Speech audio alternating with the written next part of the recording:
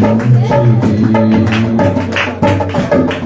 యెరూషలేము యెహోవాయే కట్టుచున్నవాడని యెరూషలేము యెహోవాయే కట్టుచున్నవాడని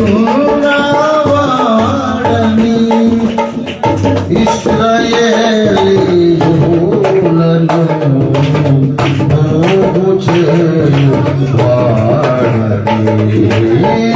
ఇశ్రాయేలీయులను పోగు చేయువాడని దేవునికి స్తోత్రము గానము చేయుటయే మంచిది మనమందరము స్తుతి గానము చేయుటయే మంచిది. దేవునికి స్తోత్రం.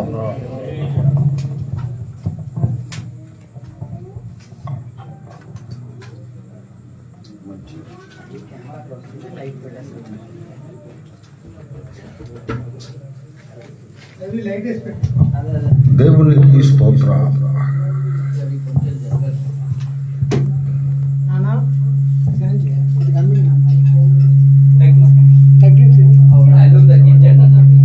వాల్యూమ్ తగ్గించండి. హలో రైట్ తీసుకొని చేయడం.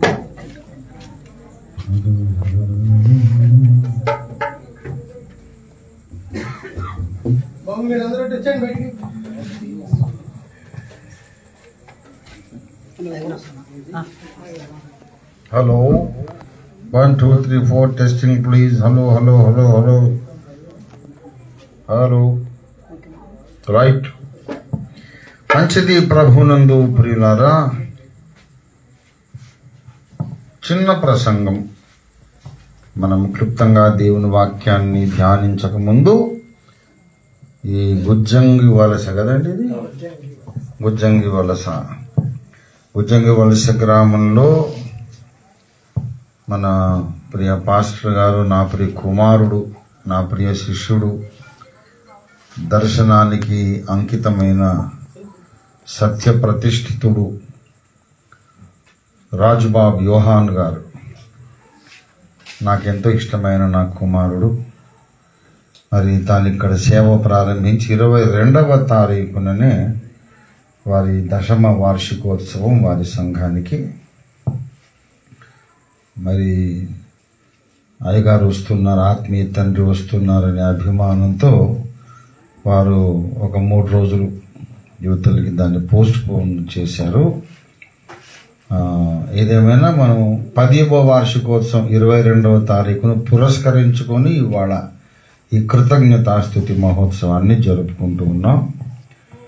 దేవునికి స్తోత్రము. అనేక ప్రతికూల పరిస్థితులు ఉన్నప్పటికీ కూడా మీరందరూ దేవుని వాక్యాన్ని ప్రేమించి, దేవుని సన్నిధిని, పరిశుద్ధుల సహవాసాన్ని ప్రేమించి వచ్చారు, కూర్చున్నారు, మరి ఎదురు చూస్తున్నారు చాలాసేపటి నుండి. మీకందరికీ దైవాశీస్సులు, కృతజ్ఞతలు, వందనాలు. మరి మరొకసారి చెబుతున్నాను, 10వ వార్షికోత్సవ శుభాకాంక్షలు. ఉజ్జంగి వలస అగాపే సంపూర్ణ సువార్త సహవాస శాఖ అయినటువంటి ఈ అగాపే సంఘానికి, ఓఫిర్ మినిస్ట్రీస్ సహవాస సంఘాలు ఒకటైన గుజ్జంగి వలస అగాపే సంఘానికి 10వ వార్షికోత్సవ శుభాకాంక్షలు. దేవుడు కనికరించి తన కృపను అనుగ్రహించి 10వ వార్షికోత్సవమే కాదు, 25 ఏళ్ల పండగ రజతోత్సవం కూడా జరుపుకోవాలి. ఇంకా యేసయ్య రాకడ ఆలస్యమైతే మరి స్వర్ణోత్సవం, సిల్వర్ జూబిలీ, గోల్డెన్ జూబిలీ, 50 ఏళ్ల పండుగ కూడా జరుపుకోవాలి. ఈ సంఘం అనేక సంఘాలకు తల్లి సంఘము కావాలి అని నేను మనసారా ఆ దేవదేవుని ప్రార్థిస్తూ, అలా తప్పక ఆయన ఆశీర్వదిస్తారని నేను స్థిరంగా నమ్ముతున్నాను. మీరు కూడా స్వతంత్రించుకోనండి ప్రియులారా. చుట్టుపక్కల గ్రామాల నుండి వచ్చినటువంటి మన సహవాస నాయకులు, మన నా సహదాసులు, దేవుడు నాకు ఇచ్చినటువంటి తోడి సత్య పోరాట యోధులు అనేక మంది, ఇప్పుడు వేదిక మీద ఉన్నటువంటి పురుషోత్తం కుమార్ గారు, వేల్పుల సత్యనారాయణ గారు, ఇంకా జాషువా గారు ఉన్నారు, కేపీటీఆర్ ప్రసాద్ గారు ఉన్నారు, ఇంకా చాలామంది వచ్చారు, పాస్టర్ లాజరస్ గారు ఉన్నారు, అబ్బులు గారు, కిరణ్ అయితే ఇంక తప్పదు, వారు ఉండనే ఉన్నారు. వారు మన మినిస్ట్రీ జనరల్ సెక్రటరీ మాత్రమే కాకుండా ఈ ఓఫిర్ లైవ్ టీవీ నిర్వాహకులు, మరి నాకు ప్రియ కుమారుడు కిరణ్ బాబు కెమెరామెన్, ఇలా ఇంకా అనేక మంది ఉన్నారు. సభలో బయట కూడా కూర్చున్నటువంటి సహదాసులు, మరి ఇతర సహవాసాలకు చెందినటువంటి క్రీస్తు సైనికులు, మరి పరిశుద్ధులు, ప్రార్థనా యోధులైనటువంటి దైవజనులు, అభిషిక్తులు చాలామంది వచ్చారు. మీకు అందరికీ మరి ఓఫిర్ మినిస్ట్రీస్ పక్షంగా నేను వ్యక్తిగతంగా కూడా మీకు కృతజ్ఞతలు తెలియజేస్తున్నాను. సమయం చాలా తక్కువగా ఉంది కనుక క్లుప్తంగా దేవుని వాక్యం ధ్యానించుకుందాం. మీరెవరైనా చదవగలిగిన వారు ఉంటే, ఈ లైట్ ప్రాబ్లం ఇలా ఉంది కదా, అవకాశం ఉంటే 1 కొరింథీ పత్రిక 1వ అధ్యాయము 1 ప్రారంభ వచనాలే ఎవరైనా చదివి సహాయం చేయాల్సిందిగా నేను మనవి చేస్తున్నాను. దేవుని చిత్తము వలన యేసుక్రీస్తు యొక్క అపోస్తలుడుగా ఉన్నటకు పిలువబడిన పౌలును సహోదరుడైన సొస్తెనేసును కొరింథీలో ఉన్న దేవుని సంఘమునకు అనగా క్రీస్తు యేసునందు పరిశుద్ధపరచబడిన వారై, ఆ ఒక్క మాట కొరకే ఈ వచనం చదివించాను. అందరూ నాతో పాటు చెప్పండి. కొరింథులో ఉన్న దేవుని సంఘమునకు అనగా, మళ్ళీ చెప్పండి, కొరింథులో ఉన్న దేవుని సంఘమునకు అనగా. ప్రార్థన చేసుకుందాం. ప్రేమ కలిగిన మా మహాపరిశుద్ధ తండ్రి, మికిలి దయామయుడా, మికిలి గొప్ప దేవా ప్రభు, మాకు జీవమయ్యున్న మా యేసయ్య, మాకు జ్ఞానమయ్యున్న యేసయ్య, మాకు బలమయ్యున్న యేసయ్య, మా సర్వస్వమయ్యున్న తండ్రి, నీకు స్తోత్రాలు చెల్లిస్తున్నాం. మా రక్షణాధారుడవు, మా క్షేమాధారుడవు నాయన, మా నీతికి ఆధారము నీవే. దయామయుడా దిగి వచ్చి మాతో మాట్లాడండి, నీ వాక్యం పంపించండి. మేము నడుచుకోవలసిన మార్గం ఏమిటో మీరు మాకు చూపించండి, నడిపించండి. యేసయ్య నామంలో స్తుతించి ప్రార్థిస్తున్నాము తండ్రి. ప్రభునందు నాకు అత్యంత ప్రియులారా, ప్రసంగ ప్రారంభము జాగ్రత్తగా ఆలకించండి. ఎవరు మాట్లాడకండి దయచేసి. గుజ్జంగి వలస గ్రామంలో అగాపే సంఘము స్థాపించబడి 10 సంవత్సరాలు గడిచాయి. 10వ వార్షికోత్సవ సందర్భంగా ఇది కృతజ్ఞత మహోత్సవం. సంఘము, ద మెయిన్ టాపిక్, ముఖ్యాంశం ఏమిటంటే సంఘం అనేది ఇక్కడ కట్టబడింది. ఒక సంఘము ప్రారంభించబడి 10 సంవత్సరాలైంది. మరి సంఘము ప్రారంభించబడి 10 సంవత్సరాలైందంటే అసలు సంఘం అనగా అర్థం ఏమిటి? దేవుని వాక్యాన్ని మనం ఇప్పుడు చదువుకున్నాము. కొరింథులో ఉన్న దేవుని సంఘము అనగా అన్నాడు. దానికి అర్థం ఏంటంటే సంఘము అనే పదానికి నిర్వచనం అవసరం. సంఘం అనే మాటకు అర్థము చెప్పడం అవసరం. సంఘం అనగా ఏమిటో మనం సరిగా అర్థం చేసుకోవడం అవసరం. సంఘం అంటే ఒక్కొక్క వ్యక్తికి ఒక్కో రకమైన అభిప్రాయం ఉండొచ్చు. సంఘం అనగా అర్థం ఏమిటి? ఎన్నో రకాల సంఘాలు ఉన్నాయి. కార్మిక సంఘాలు ఉన్నాయి, మహిళా సంఘాలు ఉన్నాయి. ఇందాక ఇంటర్నెట్లో చూశాను, భార్యా బాధితుల సంఘం ఉందట. అంటే భార్యలు బాధ పెడుతుంటే ఆ బాధపడుతున్న భర్తలందరూ సంఘాన్ని స్థాపించుకున్నారు. అలాగ కూడా రకరకాల సంఘాలు, విద్యార్థి సంఘాలు ఉన్నాయి.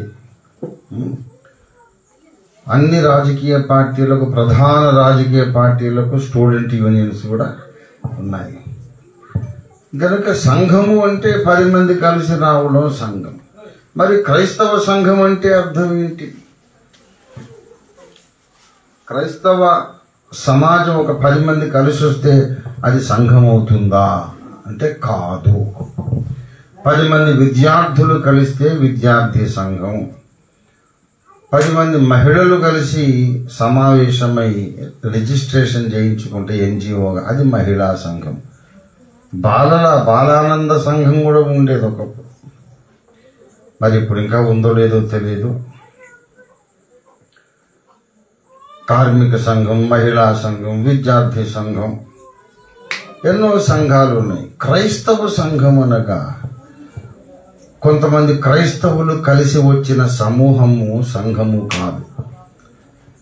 సంఘం అనగా గ్రీకు భాషలో బైబిల్ రాసినప్పుడు సంఘము సంఘము సంఘము అని ఉన్న చోటలో ఏమని రాయబడిందంటే ఎక్లీజియా అని రాయబడింది. ఎక్లీజియా అనగా అర్థం ఏంటంటే వేరొక సమూహము నుండి వెలుపలికి పిలువబడిన వారు. ఎక్లీజియా అంటే ఇంగ్లీష్లో the called out people, separated people, వేరు చేయబడిన, ప్రత్యేకించబడిన ప్రజలు అని అర్థం. సంఘం అంటే సమూహమే కాదు, 10 మంది క్రైస్తవులు కాదు, 10 లక్షల మంది క్రైస్తవులు ఉన్నా సరే అది సంఘము కాదు. సంఘం అనగా చీకటిలో నుండి బయటికి పిలువబడిన వారు, లోకములో నుండి వేరు చేయబడిన వారు.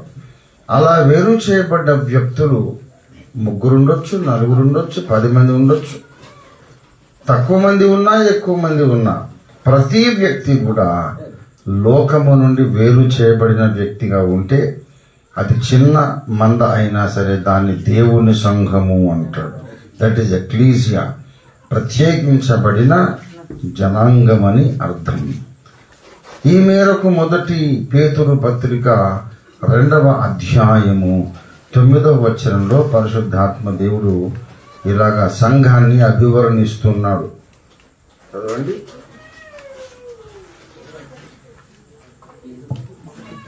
2:9, 1 పేతురు 2:9. అయితే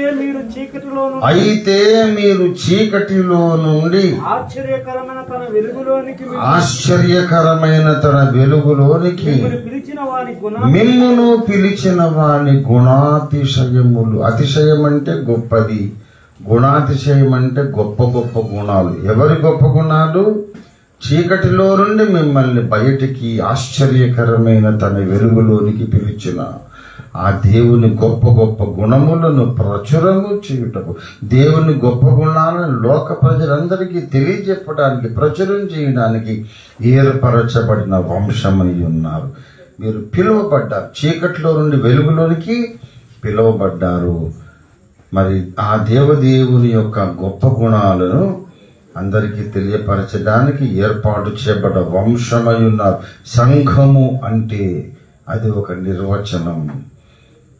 దేవుని సొత్తైన ప్రజలు, పరిశుద్ధ జనము. ఇన్ని విశేషణాలు, ఇన్ని వర్ణనలు, ఇన్ని ప్రత్యేకమైన పదవులు, హోదాలు సంఘానికి దేవుడు ఆపాదిస్తూ ఉన్నాడు. కనుక సంఘం అనగా అది ఆషామాషి వ్యవహారం కాదు, పిల్లలాటలాగా ఏదో ఆటపాటలుగా ఆలోచించకూడదు. సంఘం అంటే చాలా డెడ్లీ సీరియస్ మ్యాటర్, చాలా గంభీరమైన అంశము. మనందరం పుట్టుకతోనే చీకట్లో ఉన్నామట. మనము చీకటిలో ఉన్నాము.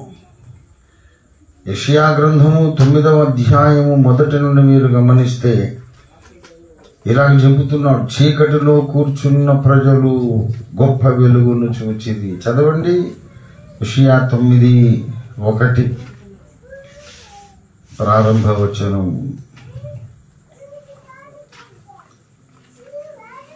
అదే అధ్యాయంలో మన ప్రభువైన యేసు జననము, ఆయనకున్న బిరుదాలు రాయబడినవి. చెప్పండి. అయినను వేదన పొందిన దేశము మీద మబ్బు నిలవలేదు. కాలమున ఆయన జబూలూరు దేశమును నప్తాలి దేశమును అవమానపరిచెను. అంత్యకాలమున ఆయన సముద్ర ప్రాంతమును అనగా యోర్దాను అద్దరిని అన్యజనుల గలిలయ ప్రదేశమును మహిమగలదానిగా చేయుచున్నాడు. చీకటిలో నడుచు జనులు గొప్ప వెలుగును చూచుచున్నారు. చీకటిలో నడుచు జనులు ఎవరంటే ఆదాము సంతానమంతా ఇది అనుభవంలో ఉన్నారు. ఆదాము సంతానమంతా ఎక్కడ నడుస్తున్నారట? చీకటిలో నడుస్తున్నారు. చీకటి అనగా రెండు విధాల చీకటి. ఒకటేమో అజ్ఞానం అనే చీకటి, రెండవది పాపము అనే చీకటి.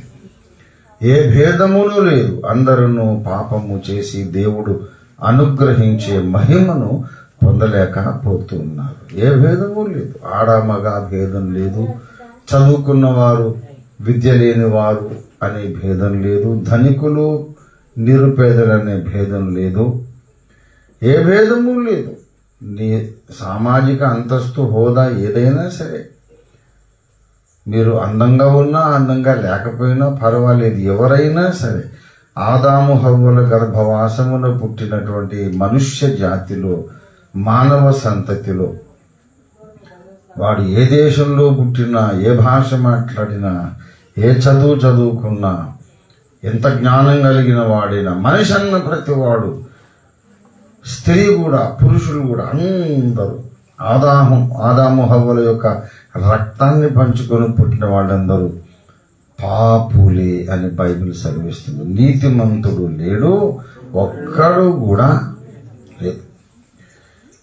ఉప్పు కప్పు రంగు ఒక్క పోలిక నుండు చూడ రుచుల జాడలేరు. పురుషులందు పుణ్య పురుషులు వేరయా అని వేమన యోగి చెప్పాడు.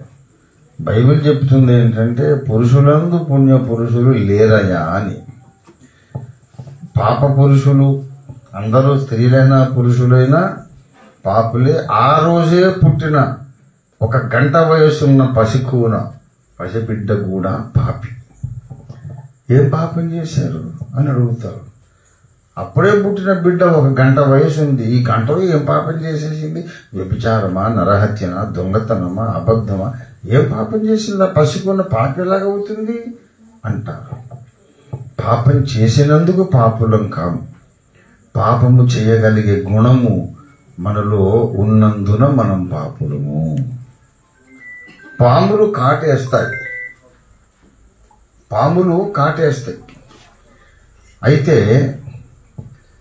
కాటు వేసినప్పుడు దాన్ని పాము అనం. కాటు వేయకపోయినా కనపడగానే పాము అంటాం. అది పామై పుట్టింది కనుక దాంట్లో విషపు కూరలు, విషపు బుడ్డ, విషపు సంచులు ఉన్నాయి. దాని దవడల్లో అందులో విషముంది, కూరలున్నాయి. అది కాటు వేసే గుణము కలిగినది కనుక దాన్ని పాము అంటాం. కాటు వేయకపోవచ్చు. కాటు వేయకపోతే పామును పట్టుకొని ఏమంటావు? నువ్వు కుందేలు అంటావా, కుక్క అంటావా, నక్క అంటావా? చాలా రోజులుగా చూస్తున్నాను సార్, అది కనబడుతుంది కానీ కాటు వేయటం లేదు. అది పాము కాదండి, అది నక్క అంటే ఒప్పుకుంటారు మీరు? అది కాటు వేసినా పామే, వేయకపోయినా పామే. అలాగే మనం పాపం చేసినా పాపులమే, పాపం చేయకపోయినా పాపులమే. దేని బట్టి? జన్మతః మనకు వచ్చిన స్వభావమును బట్టి. మనం స్వభావాన్ని బట్టి పాపులం గనుకనే అవకాశం వచ్చినప్పుడు, అవసరం ఉన్నప్పుడు ఎంత పాపమైనా చేసేస్తాం, ఎంత చెడ్డ పనైనా చేసేస్తాం. మనుషుల హృదయములో ఘోరమైన చీకటి ఉంది పాపము చేయడానికి. అనగా దేవుని ఆజ్ఞను ఉల్లంఘించడానికి ఎప్పుడు ఆరాటపడే ఒక గుణం ఉంది. ఆ గుణము పేరు పాపము. అప్పుడే పుట్టిన పాపాయికి మాటలే రావు గనక అబద్ధం ఆడదు. మాటలు రావు గనక అబద్ధం ఆడదు. అవయవాలన్నీ ఇంకా సంపూర్తిగా అభివృద్ధి చెంది ఉండవు గనక వ్యభిచారము, జారత్వం చేయదు. కానీ ఆ వయసు వచ్చినప్పుడు అవసరమైతే ఎంత పాపమైనా చేసేస్తారు. రక్తంలో వచ్చిన గుణం అది. అందుచేత అందరూ పాపము చేసి అన్నారు. కనుక ఈ పాపమనే చీకటిలో నడుచు జనులు, పాపమనే చీకటిలో నడిచే జనులు గొప్ప వెలుగును చూశారు. రెండవది అజ్ఞానం అనే చీకటి. మనుషులకు ఇంకో చీకటి ఏముంది? అజ్ఞానం. ఇప్పుడు చీకటిలోనే నేను వాక్యం చెబుతున్నా. చీకటి అంటే అర్థం ఏంటి చెప్పండి? నిర్వచనం ఏంటి? ఏది కనిపించదు. చీకట్లో నడుస్తున్నాం, అడుగు తీసి అడుగు వేస్తున్నాం, వేసే అడుగు ఎక్కడ పడుతుందో తెలియదు. చిన్న చీకటి, కళ్ళు పొడుచుకోవాలనిపించేంత చీకటి, ఏం అనిపించట్లేదు. కానీ నడక ఆపకుండా నడుస్తున్నాం అనుకో, అవతల తేళ్లున్నాయో తెలియదు, పాములున్నాయో తెలియదు, గొయ్యుందో తెలియదు, ఊబి ఉందో తెలియదు, బురద గుంట ఉందో తెలియదు, ఏమీ తెలియదు. ఎక్కడికి వెళ్ళిపోతున్నామో, నేను నా కాలు అడుగు మోపుతున్న చోట ఏముందో తెలియదు. పరిసరాలు చూసినా ఇది అడివా ఊరా ఏం తెలియదు, చిమ్మ చీకటి. అలాంటి పరిస్థితుల్లో భూ ప్రజలందరూ, ఆదాము పిల్లలందరూ బ్రతుకుతున్నారు. అజ్ఞాన దశలో అనేక రకాల మతాలు కల్పించుకున్నారు. సైన్స్ పెరిగే కొద్దీ ఈ మత సిద్ధాంతాల్లో చాలా వరకు అబద్ధమని తేలిపోయింది. అసలు దేవుడు ఉన్నాడా లేడా అంటారు కొంతమంది. దేవుడు లేనే లేడు అని సిద్ధాంతం చేసుకున్నారు కొంతమంది. ఇలాగ రకరకాల అజ్ఞాన దశలో మనుషులు బ్రతుకుతున్నారు. అజ్ఞానం అనే చీకటి, పాపమనే అంధకారము చీకటిలో నుండి ఒకప్పుడు మనం అక్కడే ఉన్నాం, మనం కూడా అదే చీకటిలో ఉన్నాం.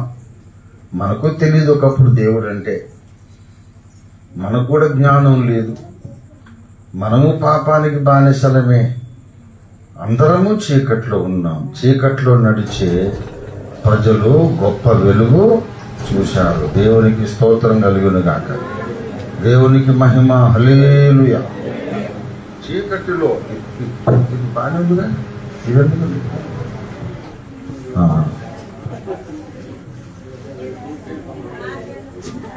చీకటిలో నడుచు జనులు, ప్రజలు గొప్ప వెలుగును చూచారు. ఎప్పుడూ ఆయన పుట్టాడు. దయచేసి గమనించాలి అందరూ కూడా. అందరూ చెప్పండి, చీకటిలో నడుచు జనులు గొప్ప వెలుగును చూచిరి.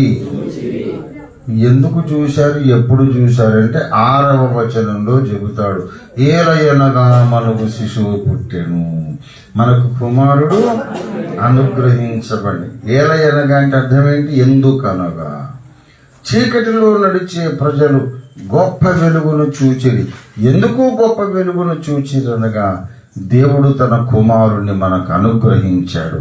ఆయన మనకు అనుగ్రహించబడ్డ దేవకుమారుడు బెత్లెహేములో యూదా కన్యక మరియ గర్భములో నుండి పాపరహితుడుగా ఆయన పుట్టినాడు. దేవునికి స్తోత్రం కలుగును గాక, హల్లెలూయా. కన్య గర్భము ద్వారా పుట్టి మనకు అనుగ్రహించబడ్డ దేవకుమారుడు ఎటువంటి వాడంటే, ఆయనకు 5 బిరుదములున్నవి. ఎటువంటి వాడంటే ఆయన ఆశ్చర్యకరుడు, ఆలోచనకర్త, బలవంతుడైన దేవుడు, నిత్యుడకు తండ్రి, ఆయన సమాధానకర్తయకు అధిపతి అని ఆయనకు పేరు పెట్టబడును. ఆయన భుజముల మీద రాజ్యభారముండును. దేవునికి స్తోత్రం కలుగును గాక. ఆయన పుట్టాడు 2024 సంవత్సరాల కిందట బెత్లెహేములో.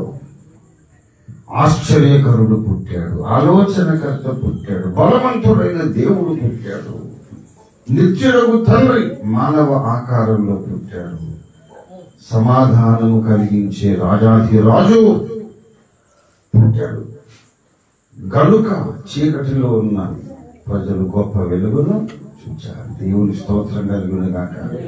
అజ్ఞానమని చీకటిలో ఉన్న ప్రజలు యేసు పుట్టాడు కనుక జ్ఞానం అనే వెలుగులో పడికొచ్చారు. దేవునికి స్తోత్రం. అలాగే పాపమనే చీకట్లో ఉండే ప్రజలు యేసు పుట్టాడు గనుక పరిశుద్ధత అని వెలుగులో పడికొచ్చారు. దేవునికి స్తోత్రం కలుగును గాక. అలా బయటికి వచ్చిన వారు ఇంకా చీకట్లో ఉన్న వాళ్ళు ఉంటానే ఉన్నారు, 100 కోట్ల మంది. కానీ కొంతమంది క్రీస్తు సువార్తను నమ్మి బాప్తిస్మము పొందిన కారణం చేత నూతన జన్మనెత్తి దేవుని కుటుంబంలో పుట్టారు. మొదటిసారి పుట్టినప్పుడు ఆదాము హవ్వల రక్తానికి పుట్టారు. కానీ రెండవసారి పుట్టినప్పుడు వారు శిలువలో పరమాత్ముడు కార్చిన ఆ రక్తానికి పుట్టారు. దేవునికి స్తోత్రం కలుగును గాక. హల్లెలూయా.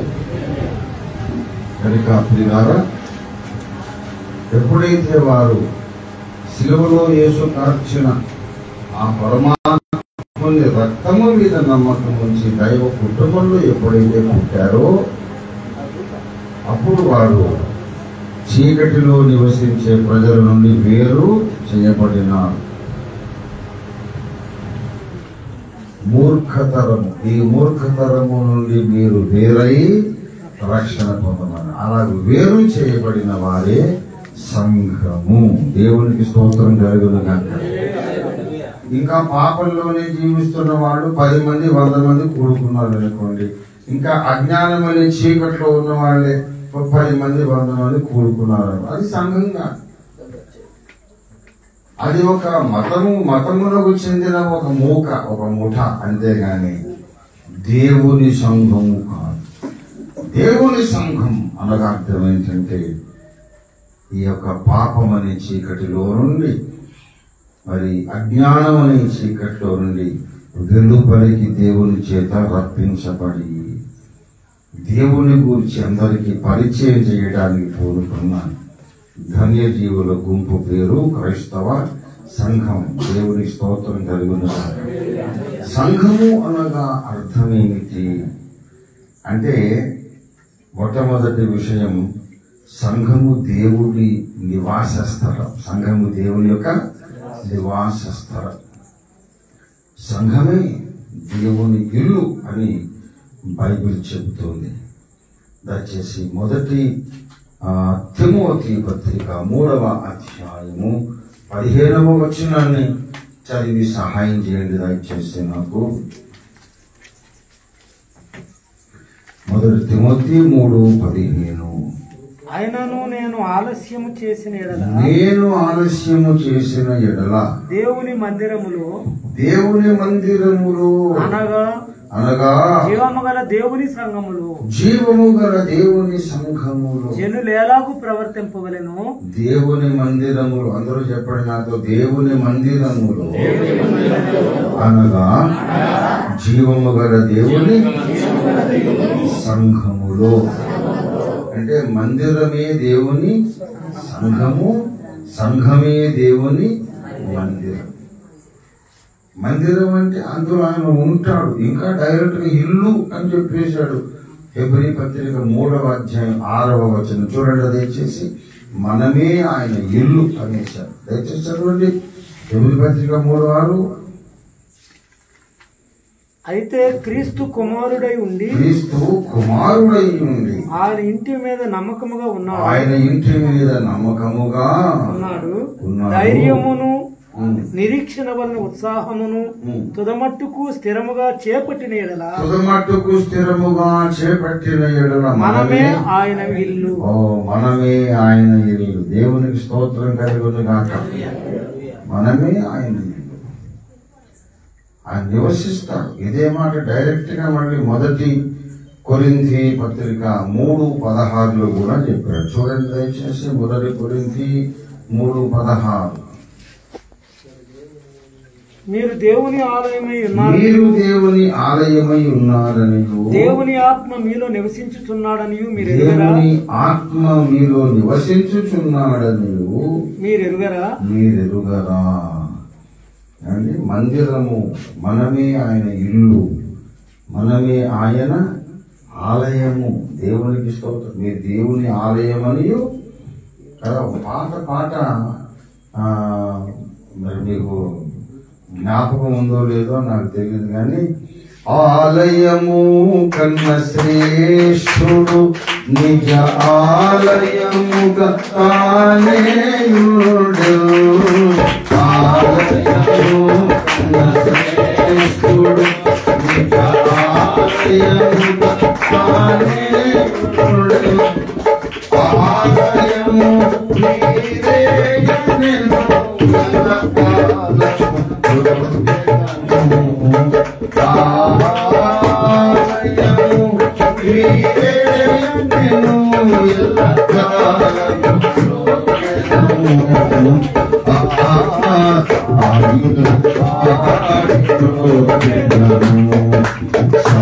నీరేయనెను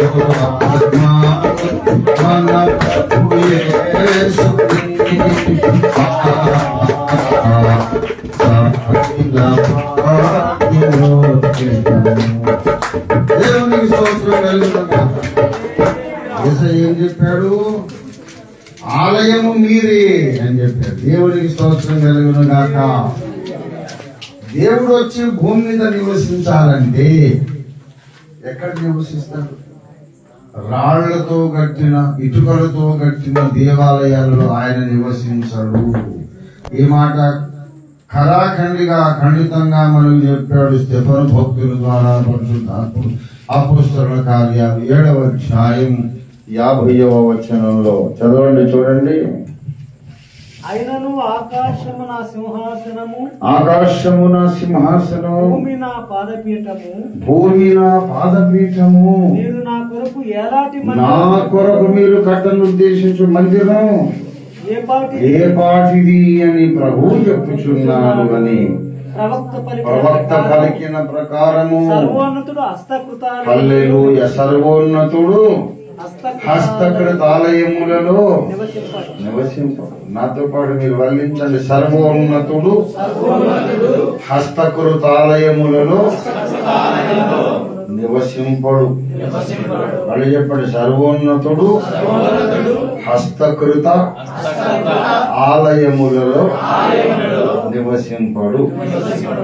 హస్తకృత, హస్తము అంటే చెయ్యి, హస్తకృతం అంటే చేతులతో కట్టబడినది. మానవుని చేతులతో కట్టబడిన ఈ గోడలు, ఈ ఇటుకలు, రాళ్ళు, సిమెంటు, గచ్చు, దీంతో కట్టినటువంటి ఒక 4 గోడల మధ్య దేవుడు నివసింపడు. ఎందుకనగా ఆయన ఆకాశ మహాకాశములు పట్టజాలని గొప్ప దేవుడు. దేవునికి స్తోత్రం కలుగునుగాక. హల్లెలూయా. ఒక చిన్న గుడి కాదు, ఇండియా మొత్తం ఒక గుడి కట్టినా సరే, కాశ్మీర్ నుండి కేరళ కన్యాకుమారి దాకా అంత పెద్ద గుడి కట్టినా ఏందరా ఇంత చిన్న గుడి కట్టావు, నా బొట్టల వేలు పట్టట్లేదు అని అంటాడు ఆయన. నా చిటికల వేలు కూడా పట్టట్లేదు, ఇంత చిన్నగా కట్టావేంటి అంటాడు. అదేంటి ప్రభువా, దేశమంతా గుడి కట్టాము, సరిపోలేదా నీకు అంటే, ఇదేం సరిపోతుందిరా, నేను ఉండడానికి ఆకాశమే సరిపోదు, మహాకాశమే సరిపోదు. ఆకాశ మహాకాశములని నా పొట్టలోనే ఉన్నాయిగా, ఇక నాకెక్కడ గుడి కడతారు మీరు అని ప్రవక్త పలికిన ప్రకారం ఆ సర్వోన్నతుడు మానవుని చేతులతో కట్టిన ఆ ఇండ్లలో నివాసం ఉండడు. మరి ఎక్కడ ఉంటాడు అంటే, ఆయనే పరిశుద్ధాత్మ ద్వారా కట్టుకున్నటువంటి ఒక్కొక్క విశ్వాసిని ఒక సజీవరాయిగా చేసి, ఈ సజీవరాళ్ళైన భక్తులను సమకూర్చి దేవుడే కట్టుకున్న ఇల్లు క్రైస్తవ సంఘం అనే ఇంట్లో దేవుడు నివాసం ఉంటాడు. దేవునికి స్తోత్రం కలుగునుగాక. హల్లెలూయా. ఇక్కడ ఒక 50 మంది 100 మంది విశ్వాసులు ఉన్నారనుకోండి, ప్రతి విశ్వాసి హృదయములో ఆయన నివసిస్తాడు. ప్రతి విశ్వాసి, స్త్రీ పురుషుడు ఎవరైనా సరే, ప్రతి విశ్వాసి ఒక నడిచే సజీవ దేవాలయం. నేనొక ఆలయం, పురుషోత్తం గారు ఒక ఆలయం, సత్యనారాయణ గారు ఒక ఆలయం, యోహాన్ రాజ్బాబు గారు ఒక ఆలయం. మీ అందరి పేర్లు నేను చెప్పలేను, మీ అందరూ కూడా ఒక్కొక్కరు ఒక్కొక్క ఆలయం. ఈ ఆలయాలన్నీ ఒక దగ్గరకు వచ్చినప్పుడు నేనొక సజీవరాయి, యోహాన్ ఒక సజీవరాయి, మీరందరూ ఒక్కొక్కరు ఒక్కొక్క సజీవరాయి. ఈ రాళ్ళన్నీ ఇటుకలు పేర్చినట్టు పేర్చి దేవుడు ఒక ఇల్లు లాగా కట్టుకొని అందులో మహిమగల దేవుడు ఉంటాడు. సూర్య చంద్ర నక్షత్రాలను చేసిన దేవుడు ఉంటాడు. సకల జీవకోటిని సృష్టించి పరిపాలిస్తూ పోషిస్తున్న మహాదేవుడు, మన ఊహల కందని దేవుడు ఆ సంఘము లోపల ఉంటాడు. సంఘం అనగా దేవుని నివాస స్థలము. దేవునికి స్తోత్రం కలుగునుగా. హల్లెలూయా, హల్లెలూయా. సంఘము దేవుని నివాస స్థలం. సంఘములో దేవుడు నివసించి ఏం చేస్తాడు? ఏం చేస్తాడు ఆయన? ఏం చేస్తాడంటే ఊరికే ఉండడు. దేవుడు సోమరి కాదు, ఎప్పుడూ క్రియాశీలకంగా ఉంటాడు ఆయన. యోహాను సువార్త 14వ అధ్యాయం మీకు తెలుసు కదా. 6వ వచనంలో అక్కడ 14వ అధ్యాయంలోనే యేసయ్య చెప్పాడు, నేనే మార్గమును, నేనే సత్యమును, జీవము అని చెప్పాడు కదా. అదే అధ్యాయంలో కొంచెం కిందికి రండి, 10వ వచనం చదవండి. 10వ వచనం, తండ్రి యందు నేనును నా యందు తండ్రియు ఉన్నామని నీవు నమ్మటం లేదా ఫిలిప్పు? నేను మీతో చెప్పుతున్న మాటలు నా అంతటి నేనే చెప్పటం లేదు. తండ్రి నా యందు నివసించుచు, తండ్రి నా యందు నివసించుచు తన క్రియలు చేయుచున్నాడు. హల్లెలూయా, హల్లెలూయా. తన క్రియలు చేయుచున్నాడు. యేసయ్య ఏం చెప్తున్నాడు? తండ్రి అయిన దేవుడు నాలో నివసించి ఏం చేస్తున్నాడు? తన క్రియలు చేస్తున్నాడు. ఇప్పుడు తండ్రి యేసులో నివసిస్తే తండ్రి తన కార్యాలు చేశాడు. మరి అదే తండ్రి అయిన దేవుడు నీలో నాలో నివసిస్తే ఏం చేస్తాడు? తన కార్యాలు చేయకుండా ఉండడు ఆయన. యేసులో దేవుడు నివసించి తన కార్యాలు భూమి మీద జరిగించాడు. అలాగే సంఘములో ఆయన నివసిస్తే సంఘము ద్వారా తన కార్యాలు జరిగించుకుంటాడు. దేవునికి స్తోత్రం కలుగును గాక. హల్లెలూయా, హల్లెలూయా. సంఘములో తన కార్యాలు ఎలా జరిగించుకుంటాడంటే అదో పెద్ద సబ్జెక్ట్, పెద్ద అంశం. ఆయన భూమి మీద ఏమి కార్యాలు జరిగించడానికి వచ్చాడు అంటే, మొట్టమొదట మీరు చదవనక్కర్లేదు, మీరైతే చదవండి. లూకా సువార్త 19వ అధ్యాయం 10వ వచనం, 19:10 నశించిన దానిని వెదకి రక్షించుటకు మనుష్య కుమారుడు లోకమునకు వచ్చెను. దేవునికి స్తోత్రం. 1 తిమోతి పత్రిక 1వ అధ్యాయం 15వ వచనంలో పాపులను రక్షించుటకు క్రీస్తు యేసు లోకమునకు వచ్చెననే మాట నమ్మదగినది, పూర్ణాంగీకారమునకు యోగ్యమైనది. కనుక యేసు ప్రభు వారి భూమి మీద ఎందుకు వచ్చాడు? తండ్రి ఆయనలో ఉండి చేసిన కార్యం ఏంటంటే నశించిన దాన్ని వెతికి రక్షించాడు. పాపులను రక్షించినాడు, నరకము నుండి రక్షించాడు. కనుక మరి యేసులో దేవుడు నివసిస్తే పాపుల రక్షణ, మానవుల రక్షణ కార్యం చేశాడు. మరి మనలో ఆయన నివసిస్తే ఏం చేస్తాడు? అదే కార్యం చేస్తాడు. దేవునికి కావలసింది ఏంటంటే ఎవ్వరు నశించకూడదని ఆయన యొక్క ప్రేమపూర్వక సంకల్పం. యోహాను 3:16 చెప్పాడు, దేవుడు లోకమును ఎంతో ప్రేమించెను కాబట్టి ఆయన అద్వితీయ కుమారునిగా పుట్టినటువంటి యేసుక్రీస్తు విశ్వాసం ఉంచు ప్రతివాడును నశింపక. ఎవడు నశించొద్దు, ఎవడు నరకానికి వెళ్ళొద్దని దేవుని ఆశ. కనుక అందరినీ